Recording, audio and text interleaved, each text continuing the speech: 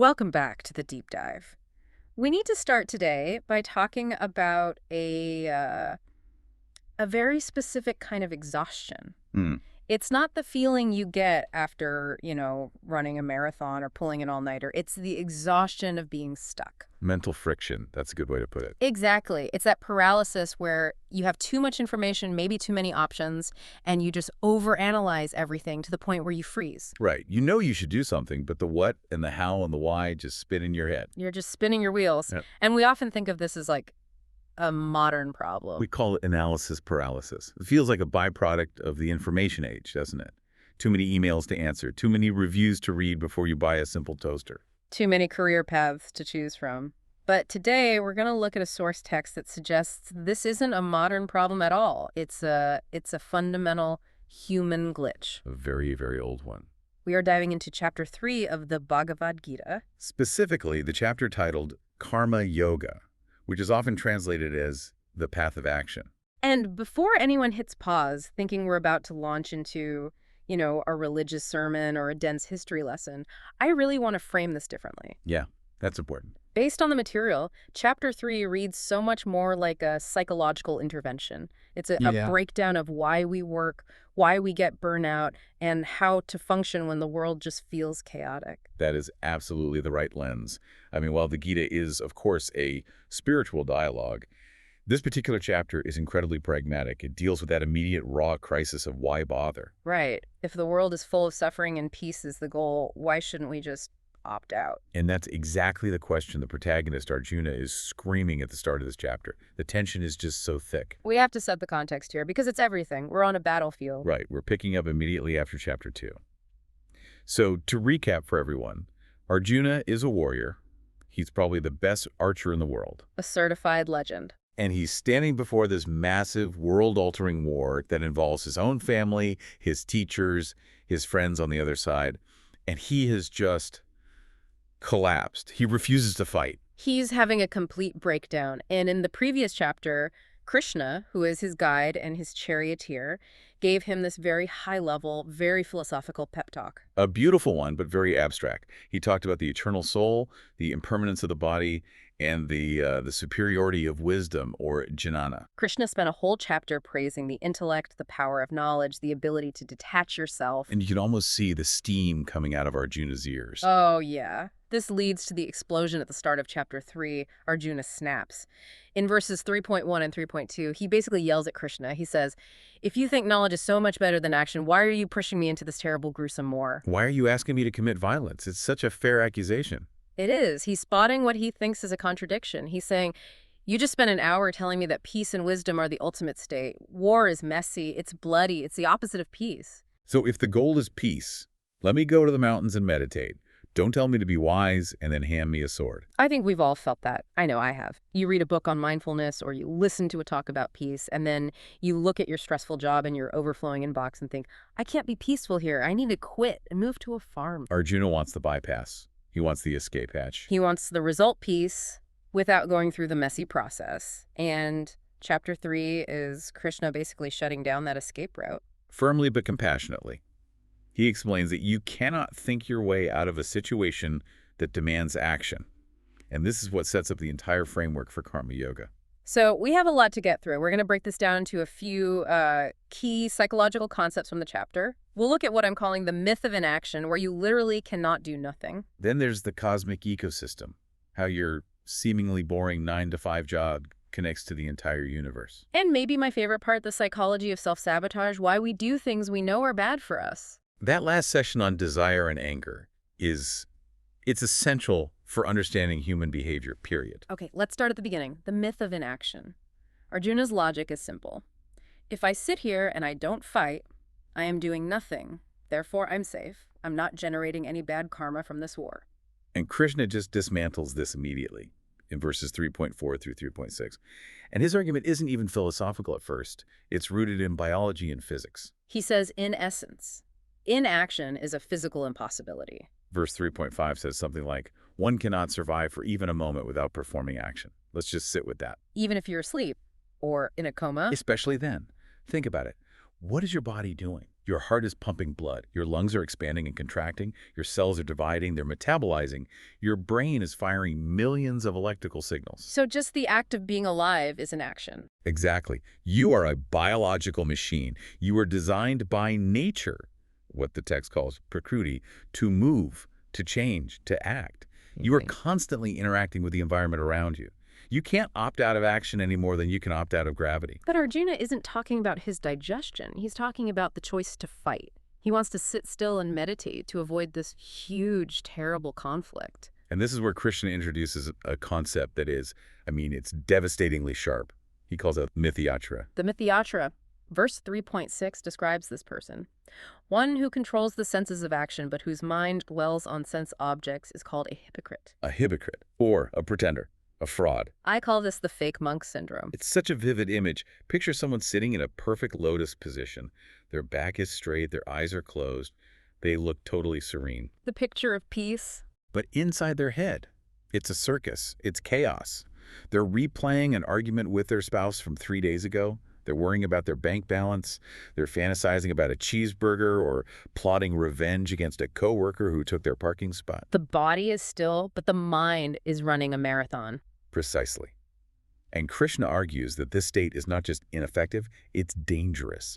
You've repressed the physical action, you aren't moving, but the mental action, the craving, the anger is running at full speed. Okay, but why is that worse than just doing the action or thinking about the action? Because of the friction. It creates this deep split in your psyche. You are pretending to be one thing on the outside while internally being something else entirely. That repression takes a massive amount of energy to maintain. It's exhausting. It's totally exhausting. It's like keeping your foot on the brake and the accelerator at the same time. Eventually, the engine just burns out. This hits so close to home. Think about the person sitting at their desk at work. Physically, they are there, they are working, but mentally, they're scrolling Instagram in their head or seething about an email they got or planning their weekend. That is mithyatra. That is the modern hypocrite. And it's the worst of both worlds. You get no actual productivity, but you also get no peace. Yeah. You're just burning fuel. So Krishna's solution in verse 3.7 is the exact opposite, he says.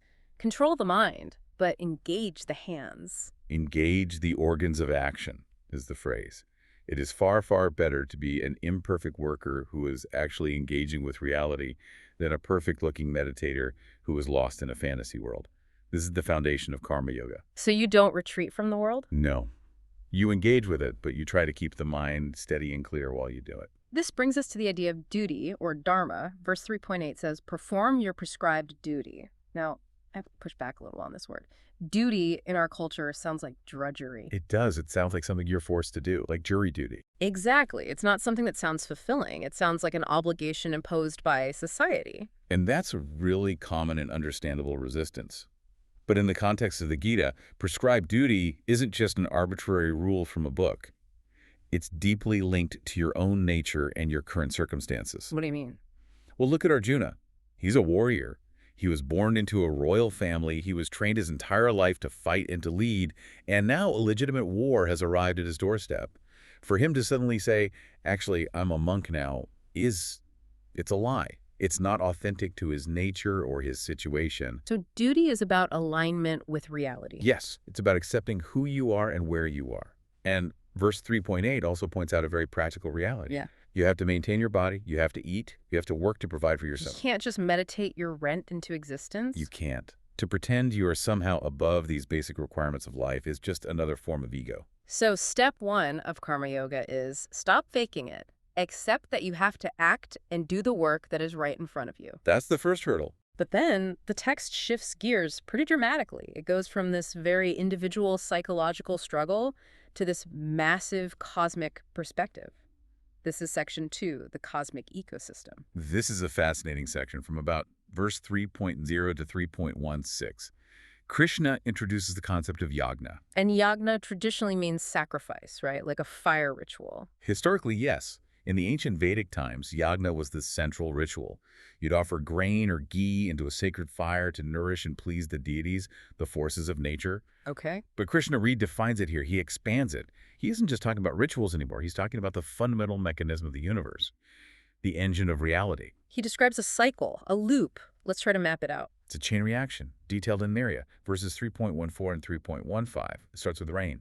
Rain produces food. Food sustains living beings like us. Living beings then perform work, or sacrifice yagna. That work, that sacrifice, sustains the atmosphere or the cosmic forces that Oh, and those sustained cosmic forces then produce rain? And the cycle begins again. It's a closed loop. It sounds like an ancient description of the water cycle or even an economic supply chain. It is exactly that. It's an ecosystem.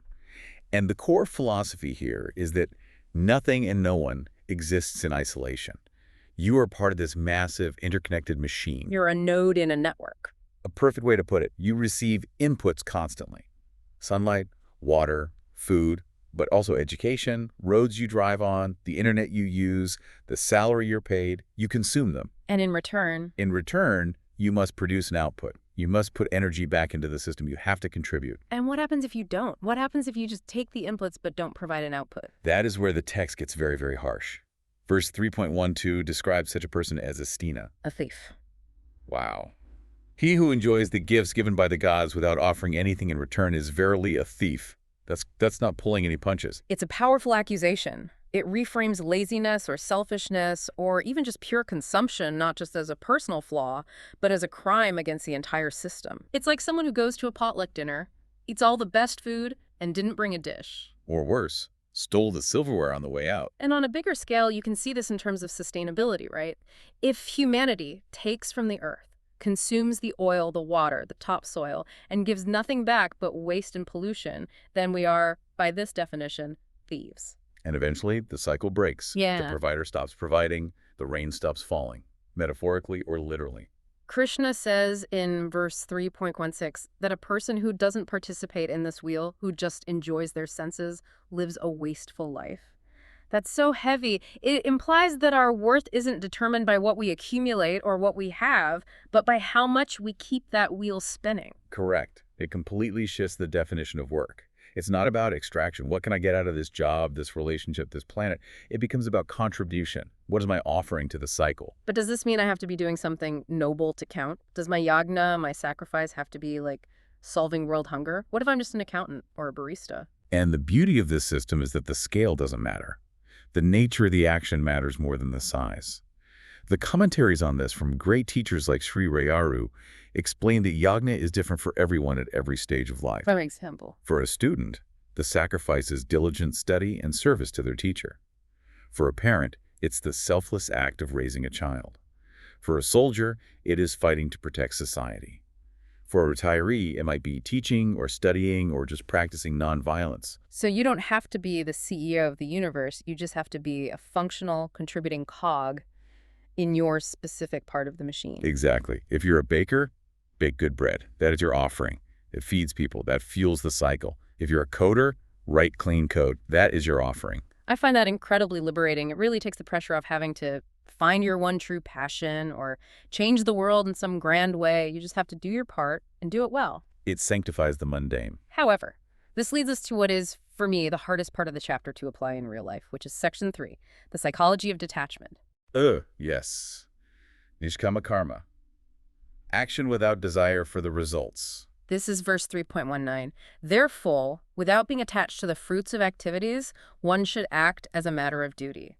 This is the verse that trips everyone up. It's the big one. Well, of course it does. Let's be real for a second. If I go into a job interview and say, I will work incredibly hard, but just so you know, I don't care at all if this company succeeds, and frankly, I don't care if you pay me. They're not going to hire you. They're going to call security. Motivation is built on wanting results. We work for the raise, for the win, for the recognition. How can you possibly work hard without caring about the outcome? This is where we have to be so precise with our language. Detachment does not mean apathy. It does not mean you don't have a goal or a preference. Okay. It means you are not emotionally held hostage by that goal. Break that down for me. What is the psychological difference between having a goal and being attached to the fruit? Okay, think about the psychology of high performance. Let's take an athlete, a tennis player in the Wimbledon final. Okay. If, in the middle of a crucial point, they're thinking, I need to win this trophy, my parents are in the stands, I need the sponsorship money, I hope the crowd likes me, what happens to their performance? They choke. They get tight. They get the yips. Exactly. Anxiety floods the system. Why? Because they are living in the future, the fruit, instead of the present moment, the action of hitting the ball. Krishna is making a psychological argument that attachment to the result creates fear of failure. And fear is a terrible, inefficient fuel for work. So nishkama karma is actually a strategy for peak performance, for efficiency. Yes. It is what we might call the flow state today. When you are so fully immersed in the coding, the writing, the running, the surgery, when you completely forget the outcome and just become the action, that is when you perform at your absolute peak. So the famous line, you have the right to the labor, but not to the fruits thereof. It's a pragmatic statement. You control the input, your effort, your focus, your integrity. The universe or the market or your boss or just plain luck controls the output. And if you tie your happiness, your sense of self-worth, to that output that you can't control, you are setting yourself up for a life of suffering, of anxiety, and disappointment. But if you tie your satisfaction to the quality of your input, did I give my best effort today? Yeah. Then you are free. You're sovereign. The text talks about this person in verses 3.17 and 3.18. The realized soul, or the self-satisfied person, it says they have nothing to gain by working and nothing to lose by not working. I mean, just imagine that. Imagine walking into a high-stakes negotiation or starting a new creative project with that mindset. I'm going to give this my absolute best, but my identity, my worth is not at risk here. I am complete whether this succeeds or fails. That person is bulletproof. They're unshakable. Absolutely. But here's the paradox, and you see this in the text. These people, the ones who don't need anything from their work, they usually work harder and with more dedication than anyone else. Why? Yeah, that's the question. If I don't need the money or the fame, why wouldn't I just take a nap? Why ball? And that leads us directly into section 4, the role of leadership, or as the text calls it, lokasangraha. This concept of lokasangraha is so fascinating. It translates roughly to protecting the world or holding the people together. Right, and the text uses a specific case study in verse 3.2, King Janaka. Janaka was this legendary king who was said to be fully enlightened. He had realized the self. He had zero personal desire, no ego. So he's a guy who has nothing to gain. He could have easily gone to a cave. Easily. But he didn't. He continued to rule his kingdom, fight battles when necessary, and manage a complex society. Why? To set the standard, for the sake of others. Verse 3.21 is the key here, isn't it? Whatever the superior person does, the common people follow. That's the one. It's the triple-down theory of behavior. Humans are mimetic animals. We learn by copying. We especially copy our leaders. If a parent is constantly anxious, the child learns to be anxious. If a manager cuts corners and acts unethically, the team learns that's the way to get ahead. If a leader is lazy or self-indulgent, the whole culture becomes lazy and self-indulgent. There's no escaping it. So even if you are personally done, you've made your money, you've gained your wisdom, you've achieved your goals, you can't just stop working because people are watching you. You lose the luxury of visible laziness.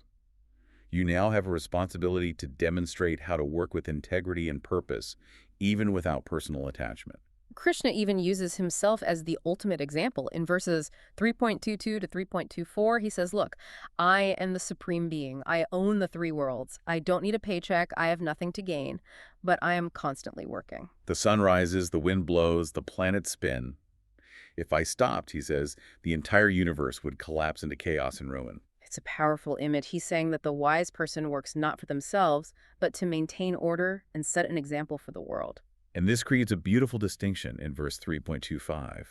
He says the ignorant work because they're attached to the results. They want the stuff. The wise work just as hard, maybe harder, but they do it for lokasangraha, to guide the world and keep that cosmic cycle moving.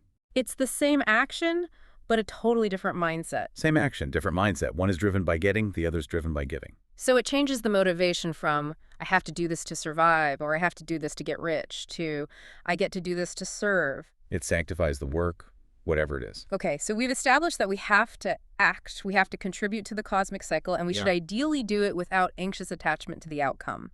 But now we have to deal with the messy reality of our own personalities. Yes. Because sometimes I want to be wise and detached like King Janaka, but really, I just want to sit on the couch and eat chips. Or I try to do a job that I think is good for the world, but I secretly hate it. This brings us to section 5, nature versus willpower. This is where the Gita gets very real and very psychological about our ingrained personality types. Verse 3.33 is a huge reality check. It says, even a wise man acts according to his own nature. This prakriti, the text is very clear on this. You have a built-in nature, a kind of programming. You cannot simply repress it with willpower. It doesn't work. There's a classic analogy about a scorpion that's used to explain this, right? Yes. If you pick up a scorpion, it might sting you. Mm-hmm. And if you get mad at the scorpion and say, you should be a vegetarian pacifist, you're being foolish. The scorpion is not evil. It is acting according to its nature, its gunas.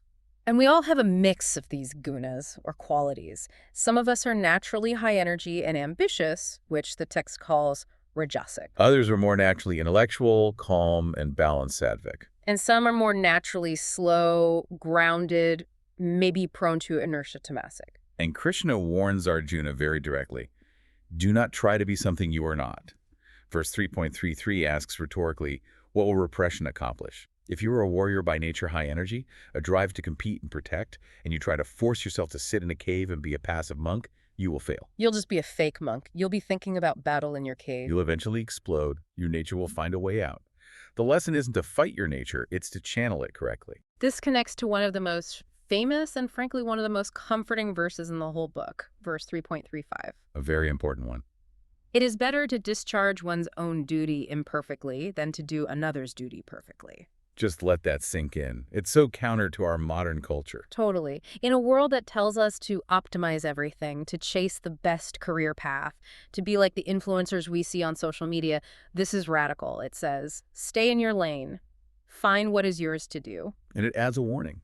It says that trying to do another's duty is bhayavaha. It's fraught with fear. That sounds like imposter syndrome. That is the perfect modern translation. Imposter syndrome is the internal alarm bell ringing because you are performing another's duty.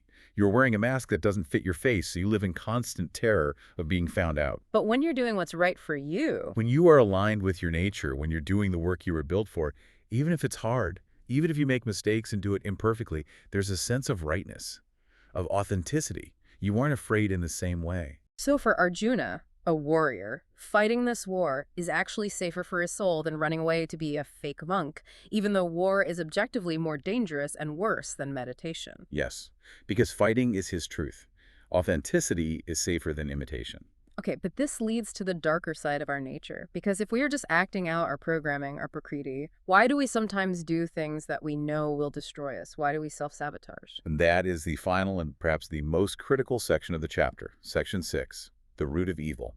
Arjuna asks the question we've all asked ourselves at 2 in the morning after making a bad decision. It's verse 3.36. What is it that drives a man to sin, even against his own will, as if by force? That feeling of being possessed, it's so relatable. Why did I eat the whole pint of ice cream? Why did I send that angry text? Why did I procrastinate on the project I knew was important? I knew better, but some force just pushed me. And Krishna identifies the villain in verse 3.37, and it isn't a demon, it isn't Satan, it's internal. It is kama, desire. And its twin, krodha, anger. How are those two related? Krishna explains that they are the same energy, just in different forms. Desire, comma, is the force of I want. It's the pull towards something. Okay. If that desire is blocked or frustrated, that very same energy instantly converts into anger, krodha. I didn't get what I want, so now I am furious. Yeah. They are two sides of the same coin. And Krishna calls this desire insatiable. He uses the word mahashana, which means all-devouring. The analogy the commentaries often use is that of a fire. What happens if you try to put out a fire by pouring more fuel on it, like ghee or clarified butter? It just gets bigger, it flares up. And we operate under this fundamental delusion that if we just feed the desire, if we just buy the car or get the promotion or have the affair, the desire will go away. We'll finally be satisfied. But the text says that is literally pouring ghee on the fire. It only makes the fire roar louder and demand more. It creates a feedback loop of addiction.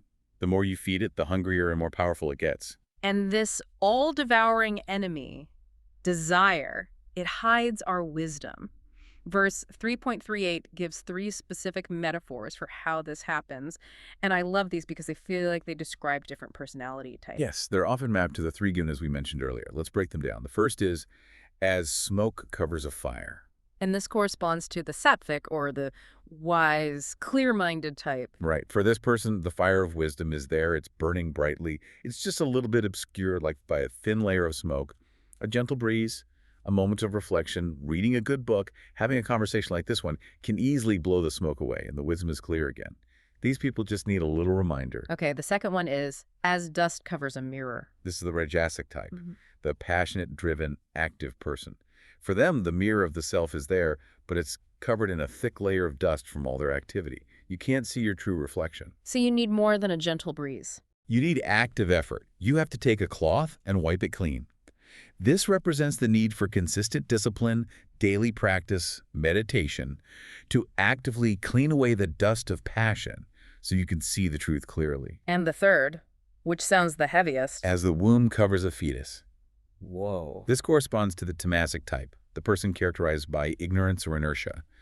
This isn't a covering you can just blow or wipe away. It's a thick, organic, time-bound covering. So it takes time. It requires a whole gestation period. It suggests that for some deep-seated patterns of desire and ignorance, the transformation is slow. It takes time, patience, and maybe even a profound event, a kind of rebirth, for the knowledge to finally be born. So we know the enemy is desire. We know how it hides our wisdom in different ways. How do we fight it? That brings us to section 7, the battle plan. Krishna gives us a map of the battlefield in verse 3.4. First, you have to know where the enemy lives, where it has set up its camp. And where is that? In 3 places: the senses, the mind, and the intellect. Who's an inside job, completely. It hacks your own hardware. It uses your senses to spot the temptation, the cookie, the advertisement. It uses your mind to generate the feeling of craving, the emotion. And worst of all, it can hijack your intellect to rationalize the bad behavior. Oh, the intellect is the lawyer for the ego. I deserve this treat because I had a hard day, or just one more episode won't hurt. That's the intellect working for desire. Exactly. So to defeat an enemy that has infiltrated your entire system, you need a clear hierarchy of control.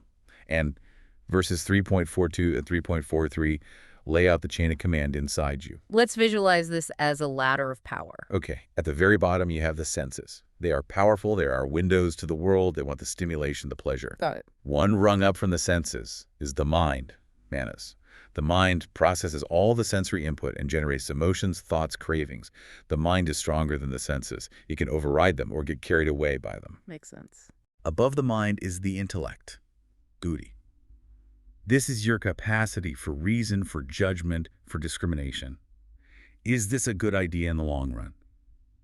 The intellect is stronger than the emotional mind. And at the very top of the ladder Is the self, yeah. Atman, the soul, the pure consciousness, the part of you that is the witness to all of this drama. So the strategy for fighting self-sabotage, for conquering desire, isn't just about willpower. No, that's a crucial point. Willpower is often just the mind fighting the senses. It's a low-level battle you'll often lose. You can't just stare at the donut and hope you don't eat it. Your senses will scream until they win. You have to go up the ladder. You have to engage a higher authority. You must use the intellect to steady and control the mind. You have to use your reason to override the impulse. You have to engage your buddhi and say, okay, mind, I hear you. The senses want this, but my intellect knows this is a trap. I know this is pouring fuel on the fire and will lead to regret. And ultimately, you anchor yourself in the self at the top of the ladder. Yeah. Verse 3.43 has that beautiful, powerful phrase, steadying the self by the self. It means zooming out. When you identify with that big self, the calm, eternal witness, the part of you that is a participant in the cosmic cycle, the little screaming cravings of the moment lose their power. They look small and insignificant. It's hard to be obsessed with a petty desire for a cookie when you remember you are a timeless agent of the cosmic order. Precisely. Okay. That is how you kill the enemy, as Krishna says. Not by wrestling with it in the mud of the senses, but by rising above it to a higher vantage point. We have covered a massive amount of psychological and philosophical ground today. This all started with a simple, desperate question from a warrior: why bother working? And the answer is, well, it's this whole chapter. It's complex and beautiful. Let's try to synthesize the key takeaways for the listener just to bring it all together. Number 1. Action is unavoidable. You are a biological machine designed to act. Stop faking peace, stop being a hypocrite, and engage with the world. Number 2. Don't be a thief. The universe is a great, interconnected supply chain. You have to contribute back what you take. Your work is your offering. Number 3. Detach from the result. Act for the sake of the action itself, for the sake of flow, not for the fruit. That is the ultimate cure for performance anxiety. And number 4, lead by example. Even if you don't need to work for yourself anymore, you work for the sake of the world. Lok Sangraha. Number 5, respect your own nature. It is far better to do your own duty imperfectly than to pretend to be someone else, even if you do it perfectly. And finally, number 6, fight self-sabotage by using your highest faculty, your intellect, to guide your mind and your senses, not the other way around. That is a powerful toolkit for life, right there in one chapter. It really is, and I want to leave the listener with a final thought. Going back to that idea of imposter syndrome and your own personal duty, if you are feeling burnt out right now, if you're feeling that specific exhaustion we talked about at the start, Yep. ask yourself a hard question. Are you exhausted because the work you're doing is simply hard? Or are you exhausted because you are trying to perform another's duty perfectly instead of your own? That is the diagnostic question. That's the one to sit with. Maybe the answer isn't to work harder at the wrong thing, but to find the courage to do your own thing, even if you do it imperfectly at first. And once you find it, you turn that work into your offering to the great cycle. Keep diving deep, everyone. We'll see you next time.